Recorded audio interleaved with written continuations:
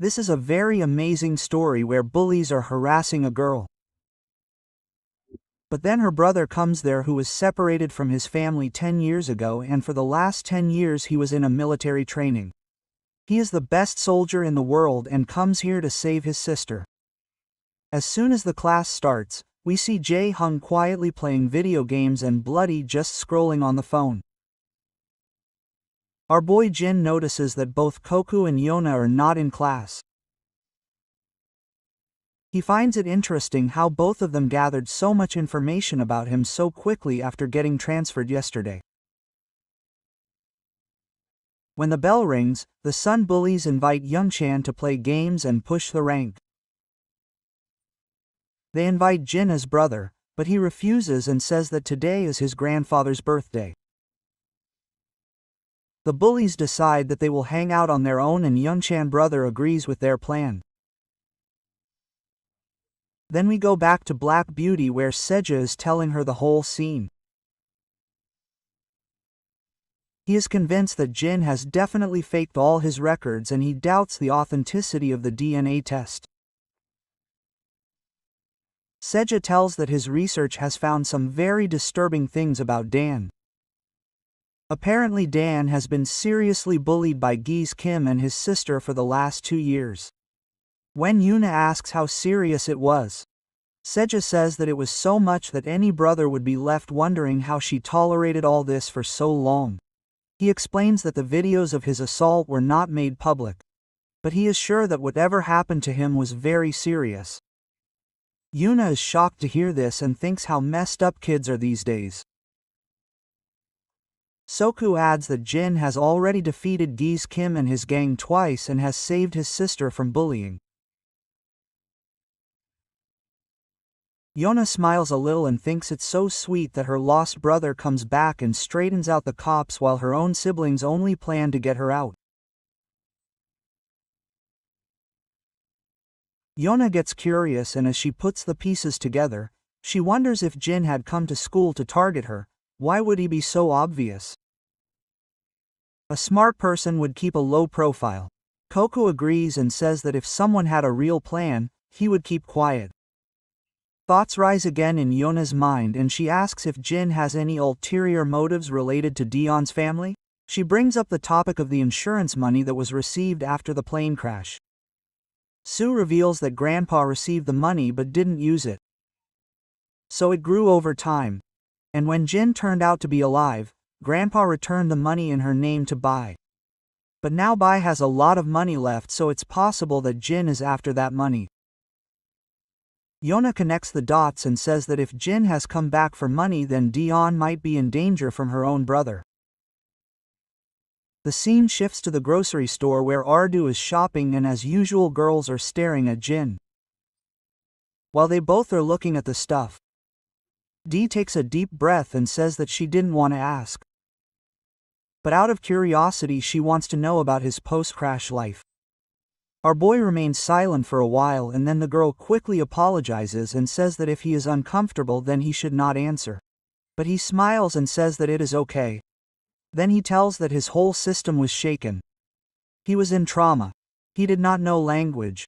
Then brother kept struggling every day just to survive. The girl becomes silent and processes this heavy matter. Then he laughs and asks, "Did you get time to make a girlfriend at that time?" He laughs and says no. Then Dion reveals that it was a surprise for her that she is in the same homeroom as Jonah. Jin is surprised to hear this and immediately asks if she knows Jonah. Dion says that Jonah was very nice to her before she left for the US, and when she met him today, it was a happy reunion. Then with a playful smile Dion reveals that Jonah had asked him if Jin has a girlfriend, and our boy gives a typical reaction to hearing this. Later when they go home, the birthday celebration is in full swing. The kids give a gift to their grandpa, and when he opens it, it is a high-quality wallet. Grandpa lights up with joy but feels guilty that the kids bought such an expensive gift for him with so little pocket money. But his granddaughter smiles and says that she had a lot of money. And the gift was actually not that expensive. The old man's hands shake with joy. When he holds out his wallet, his voice is filled with emotion as he says that the greatest gift he ever received was when Jin came home safe and sound.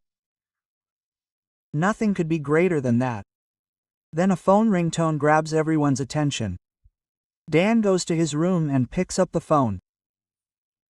While she is talking on the phone, Jin tries to listen quietly and hears Dan say that she is going to the girls' convenience store for a little while. The old man asks where she is going so late at night and learns that Yona has come to meet him.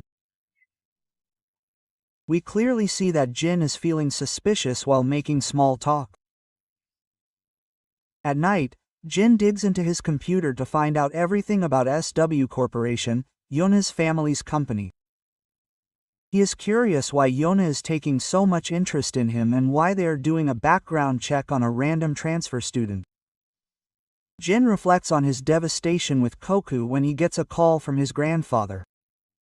When he goes to the living room, Grandpa says that he is going out for a while.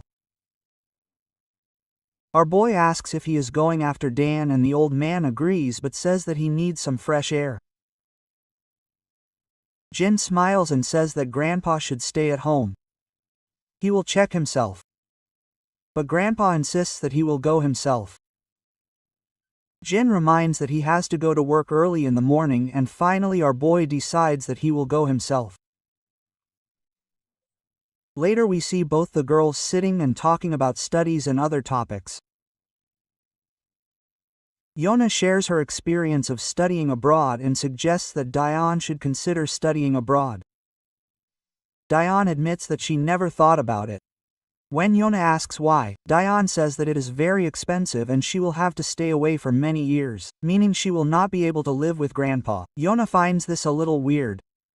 So Dan explains to her that she doesn't want Grandpa to feel lonely, especially when he is not well health-wise.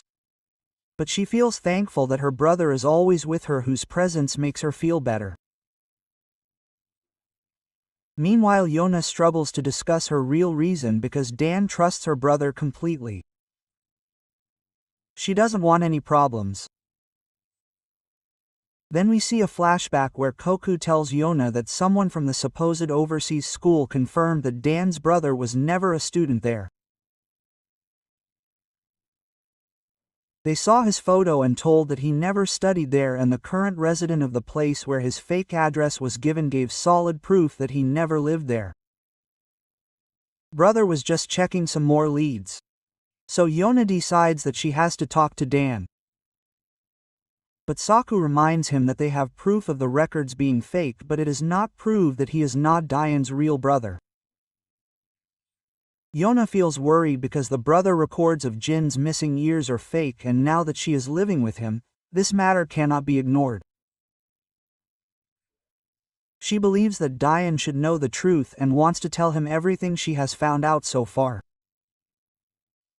In the present, Yona still struggles to start the main topic, whereas this is the main reason for her visit.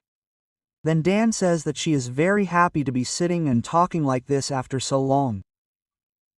We see that our boy is going towards the two girls. But Koku comes in front of him. Jin just tries to move forward, but the newcomer immediately tells him to stop. It is clear in Sokchu's mind that Jin has come here only because he thinks that these two girls are going to tell everything to Dion.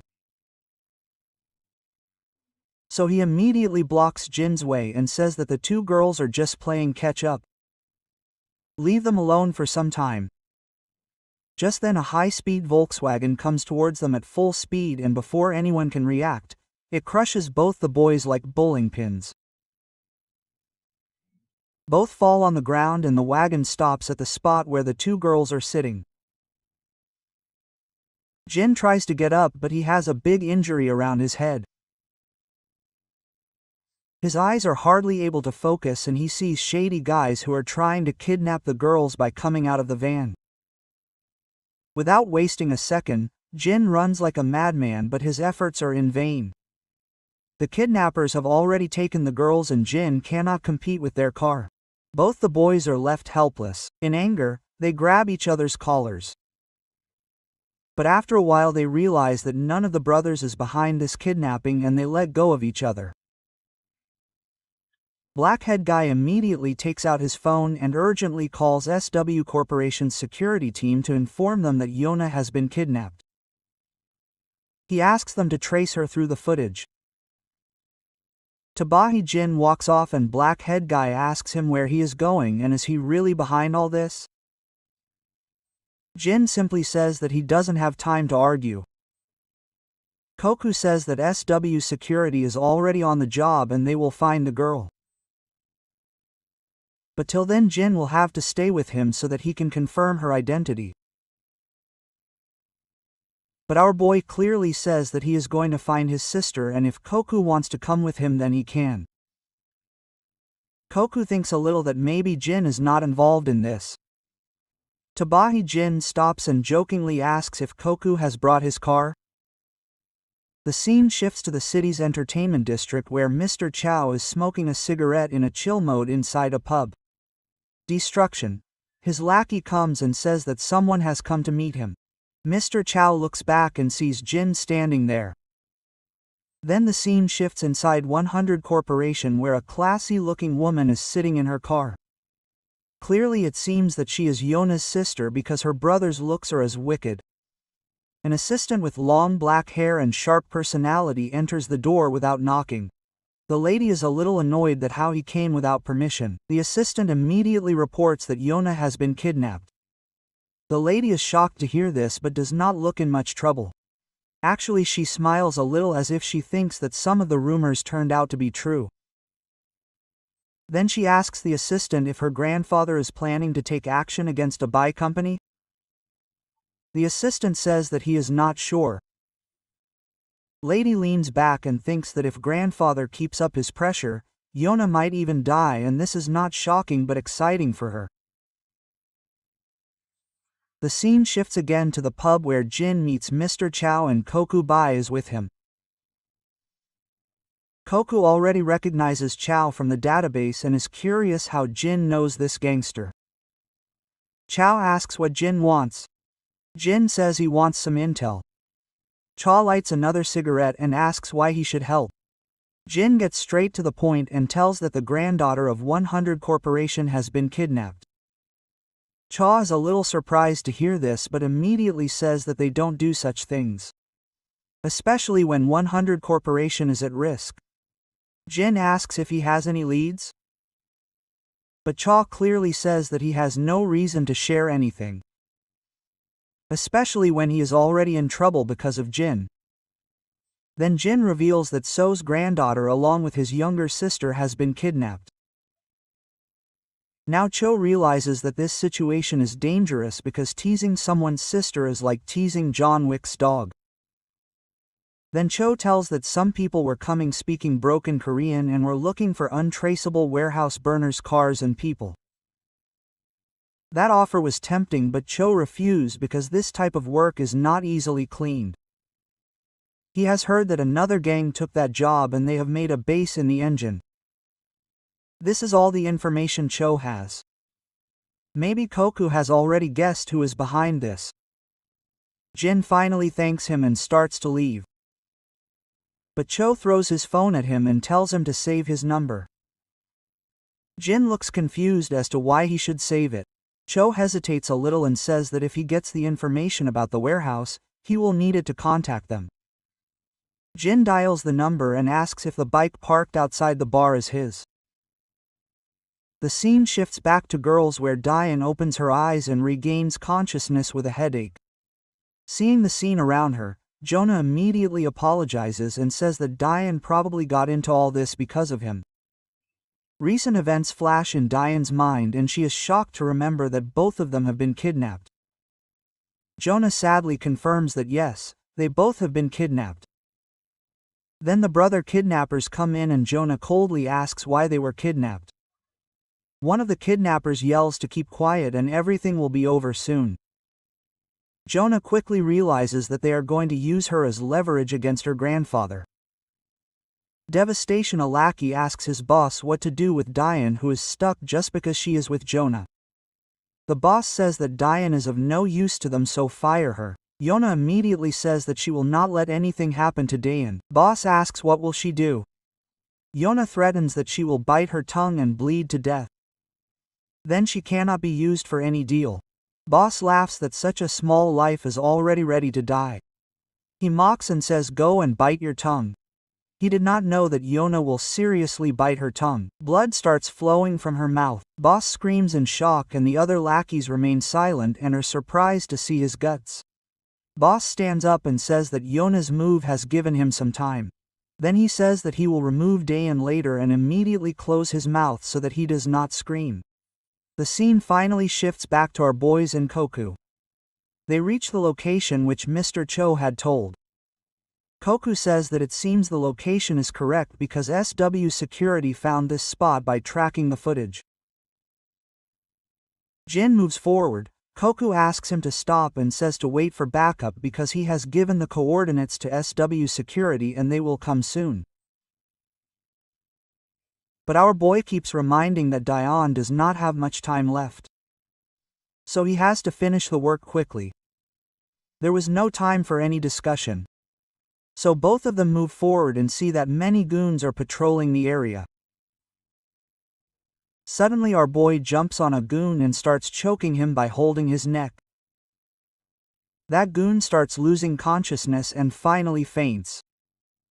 Our boy quietly drags him into the shadows, where there are already many goons lying who had already fallen.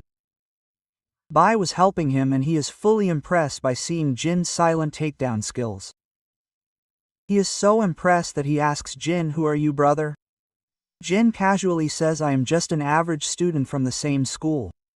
The scene shifts to SW Corporation where finally we meet the big boss of the company. An old man is standing in front of him with a guy in a black suit who is telling him the kidnappers' demands. The guy explains that the kidnappers want SW Corp to cancel its recent contract. If the company does not respond or refuses within an hour, they will kill Miss Yona.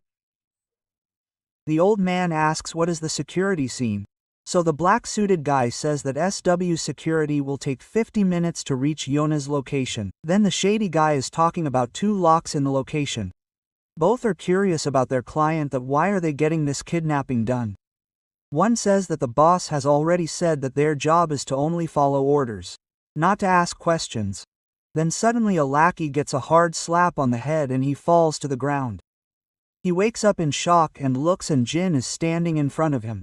The other guy had already fallen down. After dealing with the goons, Jin asks his fellow how many people he has killed. Seoku says that including the guy behind him, the total is 5. Jin quickly counts in his mind and realizes that 14 people have been killed so far, meaning that the enemy has a lot of muscle and resources. Seoku is so surprised by the killing of 9 goons that he finally asks who is getting all this done. The guy sighs and says that he does not know that such incidents happen sometimes. When he was in America, something like this happened, but he did not think that something like this would happen again so soon after coming to Korea. Jin points out that the real mastermind might be with Yona right now. So he decides that he will have to go deeper. Before leaving, Jin asks Koku if he is okay. Koku asks puzzledly what. Jin says that he was hurt a lot when the van ran over him. The black-head guy says leave all that and take care of your injured leg. Devasha hears someone screaming. Someone asks where the lookouts have gone. Another guy jokingly says that maybe everyone has gone to the toilet. But the third guy asks why everyone will go to the toilet together. As they move forward, they find their people unfortunately lying unconscious. Before the confused goons can understand anything, Janek hits a brutal knee smash on his face. Then a thin mustached goon grabs his hand and savagely kicks his leg, breaking his head. Both the goons fall unconscious. Jin decides that he will go ahead separately. While leaving, Soku calls him and says that when all this is over, he will officially apologize to Jin. The boss hears another commotion and runs to check his lackey. Inside, the girls' mouths are covered with clothes so that they cannot scream. When Jin comes downstairs, a lackey stops him. Mask Guy says that he has seen Soku's photo, so this guy is definitely not Soku. Then he asks Jin how did he come inside. Jin doesn't say anything but understands that these people are the kidnappers. Mask Guy orders to remove Jin. The scene cuts to them returning from upstairs and Coco hiding in the storeroom. There he finds both the curves tied up and there is no one else around, so he thinks that everyone has gone to find Jin. He goes secretly and removes Yona's mask. Yona asks if the security team has arrived, so Coco says that he is on his way. Yona asks in shock how did he find them. The Tabahi Mafia boss comes and says that the security team is not coming soon. The boss guesses that this guy is Soku. He has heard a lot about SW Corp and he is from there. The boss says that this guy has been roaming around Yona and spoiling their plans. It was not smart for him to come without backup. Tabahi attacks a lackey Koku. But Koku sidesteps and punches him. But this lackey was not normal. He dodges Koku's punch and attacks. Koku thinks this guy is tougher than the outside goon. But then Soju makes a strong throw and punches him on his stomach and then knocks him down with a leg swing. Just when it seems that the fight is over, Tuk attacks again. But Koku knee smashes his back and goon finally falls down. Scarface boss says that he knew Koku was trained. But he had no idea that he would be so powerful. Both the girls are shocked. The mafia boss says that he is not doing all this for a pride fight. The lackey takes out a blade and attacks Soju. He gets some brutal cuts on his body. Boss smiles under the mask and says that he did not think that this guy would come to fight empty-handed. Lackey attacks again and again with his blade. Soju tries to dodge from left and right in all directions, but gets deep cuts which stop Soku's movement. As soon as Seoku sees that the boss is staring at the girls, he understands that Diane is in danger. Diane is already trembling with fear. The boss directly throws his dagger at Diane. But at the last second, Yona comes in front of him and before the dagger reaches her, Seoku jumps in front of both the girls and the dagger hits him directly in the back.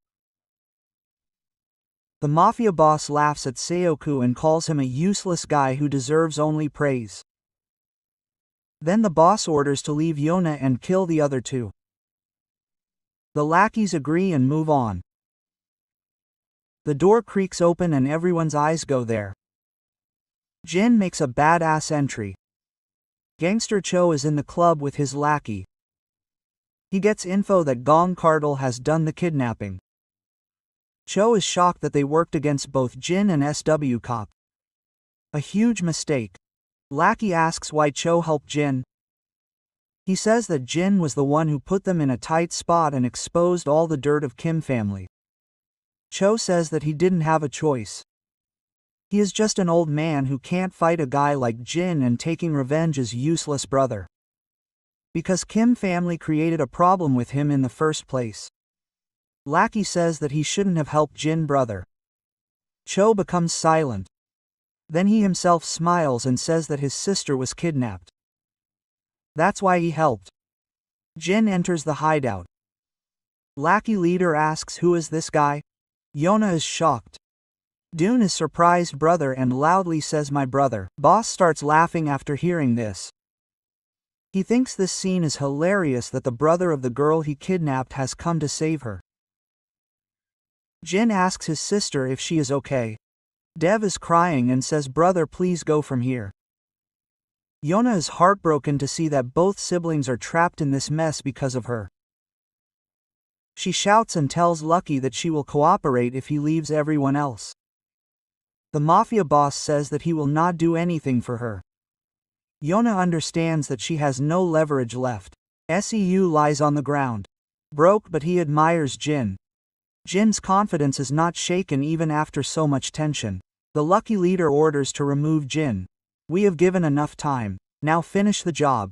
Lucky moves forward with the dagger. But Jin deflects the attack and puts the dagger in his chest. The mafia boss is in shock. Kokubai Daenbai is stunned to see his brother's skill. Jin tells him to close his eyes. Both the girls close their eyes tightly. Jin slashes Lackey. There are deep bloody cuts on his body. Blood flies everywhere. Yona is now in shock as to what happened.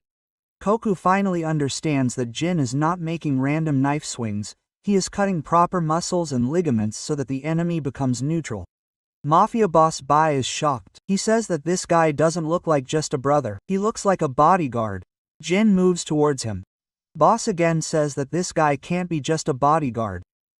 No normal kid can wield a knife like this. But he then casually says that it doesn't matter.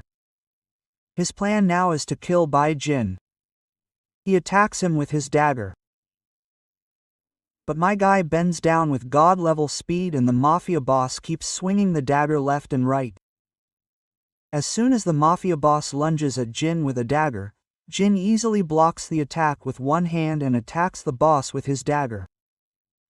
The boss retreats in time with his quick reflexes and escapes the brutal attack. Both engage in a deadly blade fight. Each time Jin's blade gets the target, it cuts the boss's hand and makes it temporarily useless. The mafia boss now asks Jin in pain and disbelief who he really is. But Jin remains absolutely silent. Nothing is understood from his face. He gets ready for the next attack. The mafia boss lunges at Jin again without any delay. But this time Jin catches his wrist and cuts off his other hand with a fast and terrifying move. Then after giving some brutal attacks, Jin lands a powerful punch on his lackey's face, due to which he starts staggering back with a bloody nose. The mafia boss is now completely angry and desperate. He takes out his gun and aims straight at Jin. But before he can pull the trigger, Jin throws his dagger with deadly accuracy which pierces straight into the boss's shoulder. The boss screams in pain. Jin immediately takes advantage of that moment and pounces on the boss at lightning speed and gives him a massive slap under the chin which makes him fall back like a sack. The mafia leader now falls on the ground completely defeated. Both his pride and power are broken. Everyone else looks at Jin in stunned silence, who stands like a total badass. His presence is so heavy that Yona and Kopu tremble a little. Jin moves forward and gently tells his sister to open her eyes. When she opens her eyes, she sees Jin standing there with a rasping smile on his battered face. Without hesitating, Jin tells her that he has come to take her home. Yona is a little shocked to see his injured appearance and places her hand on his wounds and asks if he is okay. Jin reassures her with a warm smile that he is fine. Despite the injury, his calm behavior and comforting words flood Yona's emotions and she cries uncontrollably. Jin tries his best to comfort her, even though his own heart is breaking. Seeing her so upset, Yona is deeply moved by the compassion Jin shows for his sister. The next day is at the SW Seoul Medical Center. Jin is quietly sitting in the corridor. His handsome face attracts the attention of the nurses. His phone rings with just one message. Along with this, he is greeted by a young brother named Jae who is curious as to why Jin has not come to school. Jin replies that he had some work to do, and when he checks his messages, his friends are excitedly planning a hangout and making fun of him for missing it. Jin reads the messages and smiles, feeling a warm connection, even though he wasn't present. He leans back in his seat and looks down the corridor. He notices a door that says Psychiatry Department. The scene transitions to the night when Jin has an intense battle with the goons and the police and authorities arrive at the scene. All the criminals are rounded up. The doctors start treating Jin's sister. Yona comes to Jin and says that he should take his sister to the hospital and she will pay the bill. Jin is a little confused and asks why. Because his sister looks fine. Yona explains that even though the brother may not be hurt now, he may have internal injuries. The trauma of the situation is quite significant, hence, it is important to give Dong proper medical attention. She tells him that she has recently discovered that Bai and Won were harassing Kim Dong and she is relieved that they have been punished. But the resolution for the victims is not yet complete. She also explains that it would be beneficial for Dan to talk to a counselor after this traumatic experience. That is why we are waiting outside the psychiatrist's office and not in the emergency ward. When Dan comes out of the room, she goes to Jin and asks if he waited too long. Jin reassures her that he just came a few minutes ago. Then he asks about the doctor. Dan explains that it is nothing serious. She will just have to attend one session a week. But overall she is fine. Jin also tells that her injuries are also minor. There are only some light bruises. Dan also breathes a sigh of relief that Jin is fine. Jin's mind goes into flashbacks. When he sees Dan so emotional after being bullied, seeing all this, his heart becomes afraid. Then he asks Dan what happened. She just smiles and says that she was scared. What did you want to ask? But inside she is hesitant. While asking her question, the scene goes into flashback when the doctor was checking her well-being.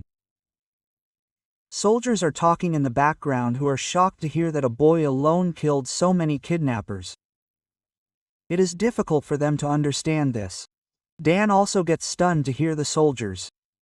She is curious about how Jin fights so well and what his past life was like before coming to Korea. But she is unable to ask them questions.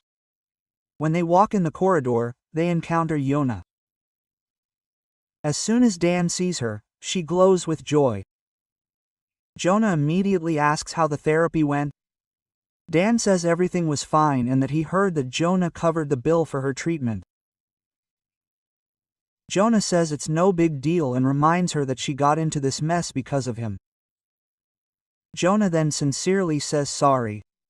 Dan laughs and says that Jonah has already said sorry many times and Jonah was a victim herself anyway. Then Jin notices a massive bodyguard standing behind Jonah with a serious expression on his face. But Jin shows no fear at all.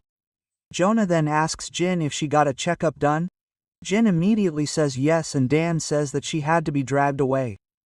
He agrees only when she threatens that if he doesn't go, she won't go to the hospital either. Dan then asks about Siyu and Yona confirms that he is also in the same hospital.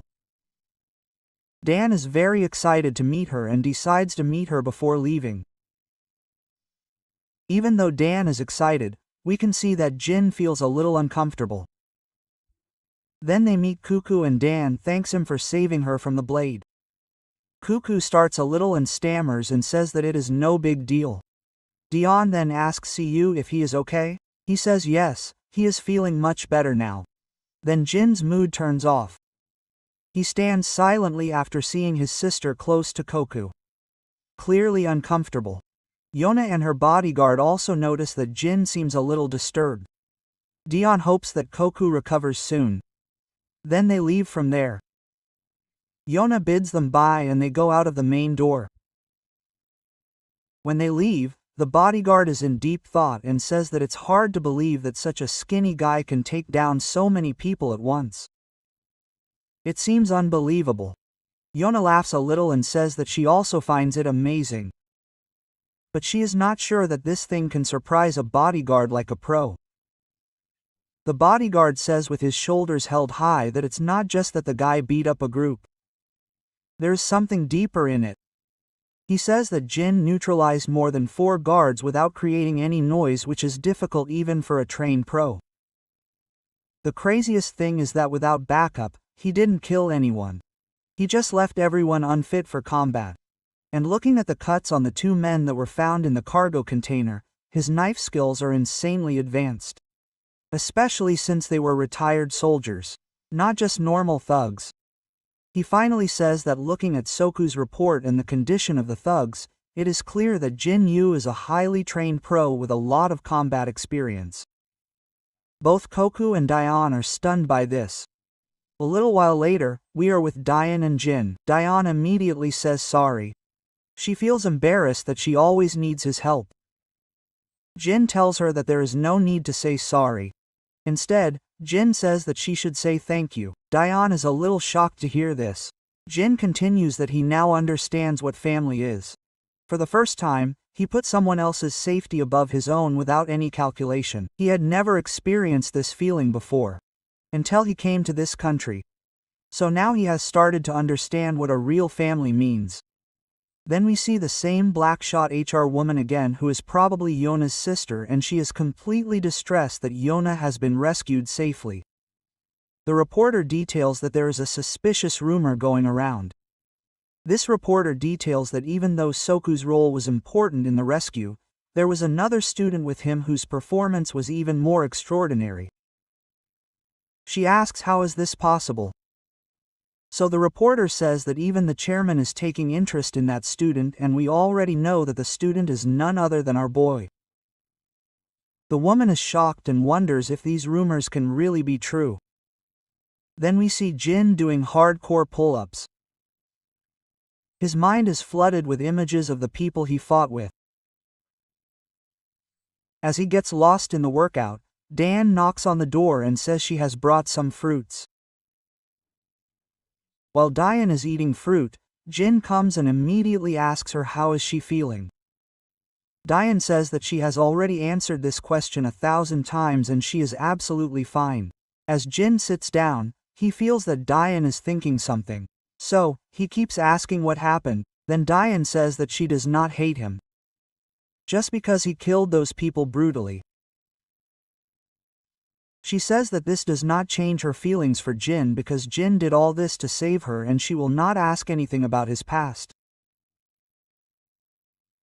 Then Dayan gets emotional and says that she was never ready to tell Grandpa about all the bad things that happened in school. But now she feels that she can share everything openly. Suddenly her phone rings. Yona calls, so she takes the phone and goes to her room. While talking on the call, after some time we see Yona sitting in front of Jin. Jin asks her to take a seat. When she sits down, Jin asks why he called her to meet him. Yona says that she wanted to personally say sorry for putting Dayan in such a dangerous situation. While she had already said sorry before, she wanted to personally apologize to Jin. She also tells that as soon as Soku gets well, he will also apologize personally. Then she thanks Jin for saving her too. But Jin clearly says that he only went to rescue Dayan, not Yona. Yona says that it does not matter because in the end she also became safe. When she completes her statement, Jin asks if she wants to say anything else. Yona confesses that she also wanted to say that now they will stop her background investigation and she hopes that Jin is not too angry that they investigated her past. She then explains that all her documents were fake and she got red flags after the recent kidnapping attempt in the US. Yona says that she has faced a lot of difficult situations since childhood, because of who she is. She says that even though they did not find the real reason for Jin's documents being fake, she will not investigate the matter further. Jin gets up and says that if there is nothing else, he will leave. Yona is a little shocked and asks if he can spare some time as his grandfather wants to thank him personally. When Jin goes back and asks, he casually says that there is no need for that as he did not go to save Yona. Yona falls silent and Jin is walking home through the gloomy streets in the dark of the night. As he walks, a familiar person is seen on a street corner. Zooming in, it is revealed that it is Mr. Cha's lackey who is lying shot in the stomach. Jin immediately recognizes him. The man is barely alive, but still blames Jin for putting the gang in danger. He says that he was already struggling after the Kim family was exposed and then his boss also tipped off Jin about the location of the Goon cartel, which increased the tension between the Goon cartel and his gang. Mr. Cha's area is now under attack. His friends and lackeys have already been killed, and the leader of the Goon cartel personally came to meet Twitch Cha. Goom and Cha finally face off. Goom verbally attacks him and asks why he doesn't save himself and his men from the embarrassing situation. Cha replies that he has already sent most of his crew on leave and Goon has come with the whole platoon. Then another man in the cell says that Cha shouldn't have messed with the Kim family. And if that wasn't enough, he tips off Gung as well. Thanks to the chap, he gives a brutal reply again. Gung loses his temper and orders all his lackeys to attack Cha. All the goons rush at Cha like wild dogs. But Cha is no weakling. He dodges the punch and knocks out his attacker with a strong blow. Another goon attacks him. But Cha hits him on the chin, dropping him in a pool of blood. Gung grits his teeth in anger, while Cha is knocking down one lackey after another. Like he's just a fly, suddenly, Cha is knocked down by a brutal hit from behind with a stick. But he recovers quickly and knocks down his attacker with a single punch. Cha has knocked down a lot of goons, but their quantity is so high that he cannot handle them all clearly. He takes 4 stands. He knows that he is fighting against a lot of people. He also gets angry that Goon brought so many people, while he knew that there are not many men in the club. But he acts smug and thinks if our boy would have saved his younger sister, and then Jin appears outside the club. The guards are standing and tell him, "Baya, go ahead," but Jin is not going to listen to the orders. He brutally kicks one of the guards and knocks him to the ground. The other 2 are shocked. Then he gets off the bike and the 2 remaining goons try to punch him. But Jin grabs one of the guards' hand and smashes his face. Blood splatters everywhere. The other goon also falls down with a heavy kick. Jin goes inside and sees a lot of bodies there.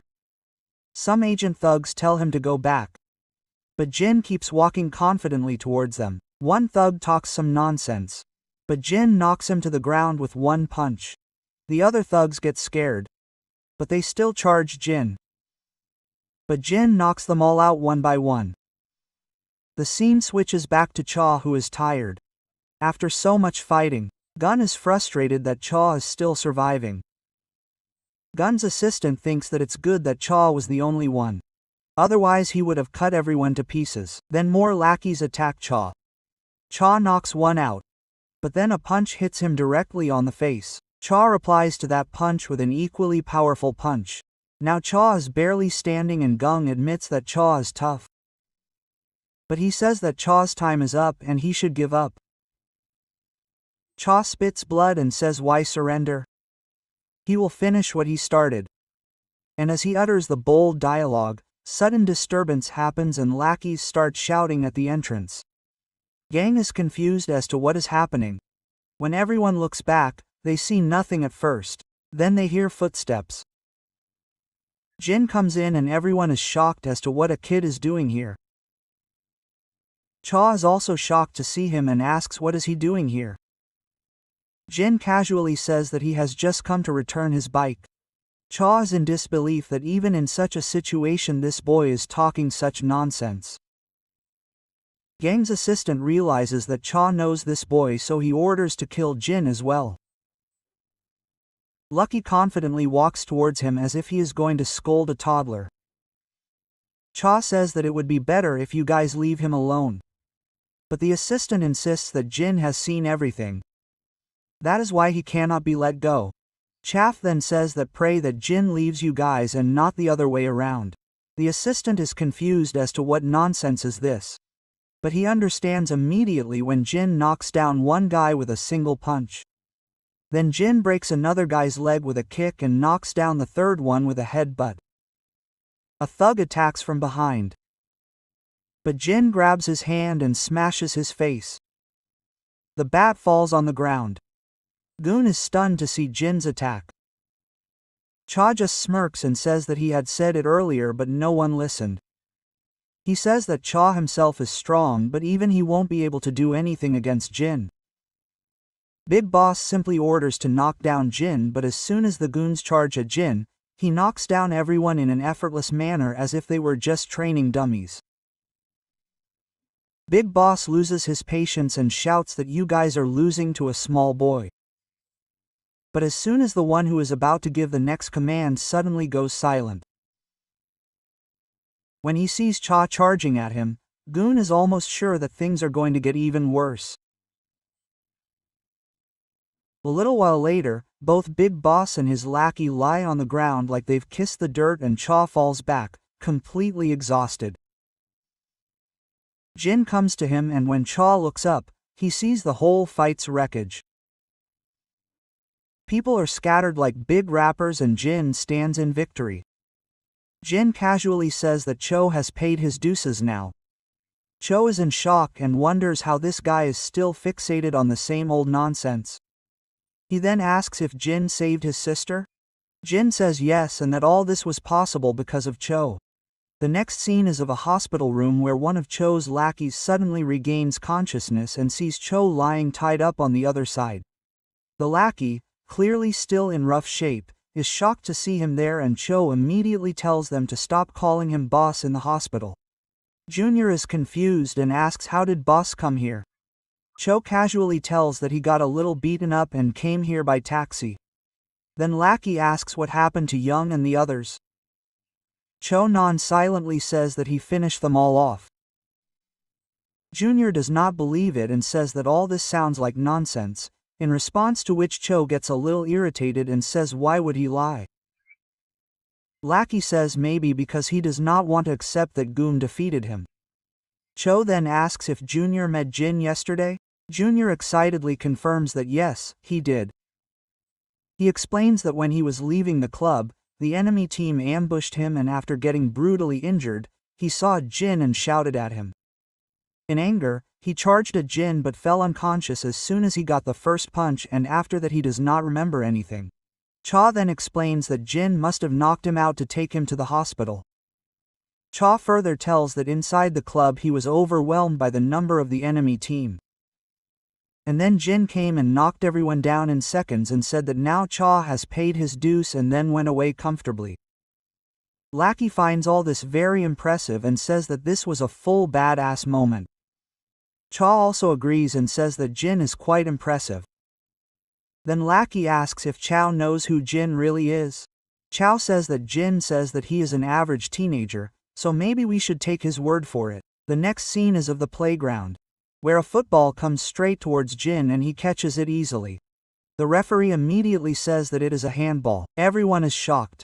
Jin's friend gets irritated and reminds him that he is not the goalkeeper, so to not catch the ball. Jin gets confused as to why he is being scolded, but still he says sorry. Suddenly the school bell rings and Jin's friends call him and ask if he has time to hang out because today is the only day when Yongchong doesn't have after-school lessons and they are planning to go gaming together. Jin says that they should leave first and he will meet at the location later because he has to drop his sister home first. The friends get a little confused and ask if Jin has started babysitting his sister again. Jin explains that his sister is not feeling well these days. Bloody decides to save the spot for Jin. On the other hand, Dion is planning to leave her class and thinks that she will make kimchi stew for Jin because she enjoyed it last time, but she doubts whether Jin will be able to handle spicy food or not. So she thinks that maybe soybean paste would be better. Then she hears that the girls of her class are getting excited near the window seeing Jin. Sand is becoming a girl. Some say he is hot. Some say I wish he becomes my boyfriend. They also ask Dion if her brother is dating anyone. Dion is a little surprised by the interest but hesitantly says that her brother said he is not dating anyone. When the girls go back to the window, Dion smiles slightly. She is happy that her brother is famous among the girls. While walking outside the school, Dion wonders why Jin doesn't have a girlfriend, and if he is even interested in girls or not. Then she hears some voices and sees Jin standing with his friends. She quickly greets them politely and a shy lackey blushes at her cuteness and just waves. When the boys leave for the game room, Dion asks if Jin is going with his friends. Jin says yes, but he will go home first. When Dion asks is it because of her So Jin explains that she has left something at home. Dayan insists that she can walk alone as it is a bright time. Jin still says that she definitely has to take something from home. Dayan says that she should not give him extra effort as she had rejected Yona's security escort too. She just wants a normal life. Jin becomes silent, but agrees to do as she says, but suggests that they will go for a walk together sometimes. Dayan pouts a little and says that he worries too much. Jin says that he not only worries but also enjoys her walks. Finally Dayan agrees. While walking, Jin suddenly stops when he sees the same black-red woman who might be Yona's sister. She greets Jin but Jin ignores her. Dayan is also clueless as to who is this. The woman pretends that she is seeing Dion for the first time and says with fake concern that you are the one who suffered everything after Yona's kidnapping. Dion gets confused and asks who she is. The woman says she is Yona's cousin and has come to thank Dion and offers dinner if he has time. Jin flatly refuses and says that Yona thanked him personally. Its previous episodes are on the same channel, with the same thumbnail, so you can go there and watch it. This is the third episode. If you like this series, and want to watch the next part, then please like and comment to bring the next part soon.